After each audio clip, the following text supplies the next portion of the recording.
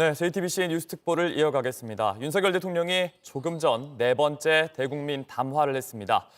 비상계엄 선포에 대한 대국민 담화 이후 닷새 만입니다.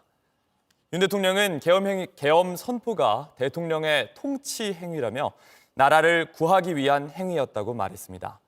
200자 원고지 56장 분량 7,200자의 담화문이었습니다. 네, 정치부 류정화 기자 그리고 김선택 고려대학교 법학전문대학원 교수와 함께 관련 이야기 나눠보겠습니다. 선생님 안녕하세요. 안녕하세요.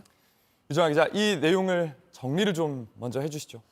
네, 오늘 윤석열 대통령은 본인이 했던 이 계엄 선포에 대해서 자기 정당성을 좀 설득하는 것으로 보입니다. 네. 일단 야당의 위헌적 조치에 대해서 헌법의 틀 내에서 대통령을 권한을 행사하기로 했기 때문에 계엄령을 발동했다, 이렇게 설명을 했고요. 네. 그 계엄령의 목적은 국민들에게 거대 야당의 반국가적인 패악을 알려서 이것을 멈추도록 경고하는 것이다, 이렇게 설명을 했습니다. 네. 그러면서 자유민주적인 헌정 질서를 파괴하는 것을 막고 국가 기능을 정상화하고자 하는 것이다라고도 설명을 했는데요.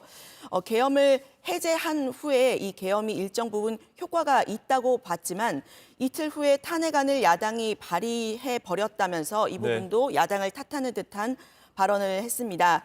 오늘은 좀 그 계엄을 그동안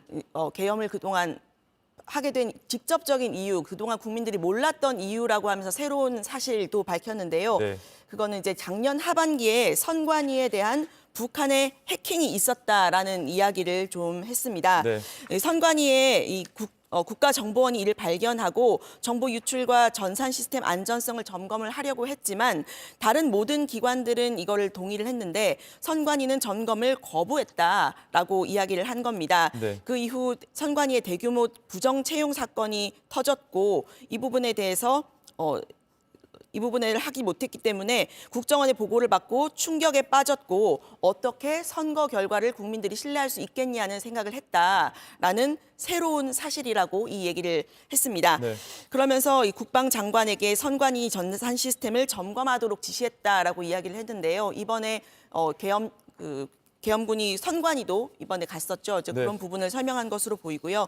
또 다른 또 직접적인 계엄을 선포한 이유, 헌법기관인 감사원장을 탄핵하겠다고 했을 때 이제 더 이상은 그냥 지켜볼 수만은 없다고 판단했기 때문에 네. 뭐라도 해야 되겠다고 생각을 했다라고 하면서 비상계엄령 발동을 생각하게 됐다고 이야기했습니다. 네, 지금 윤 대통령이 사실상 내란 수괴로 검찰과 수사기관에서 지목된 상태이지 않습니까? 내란죄는 아니다, 이런 내용도 있었던 것 같은데 네, 그런 정리를 좀 해주시죠.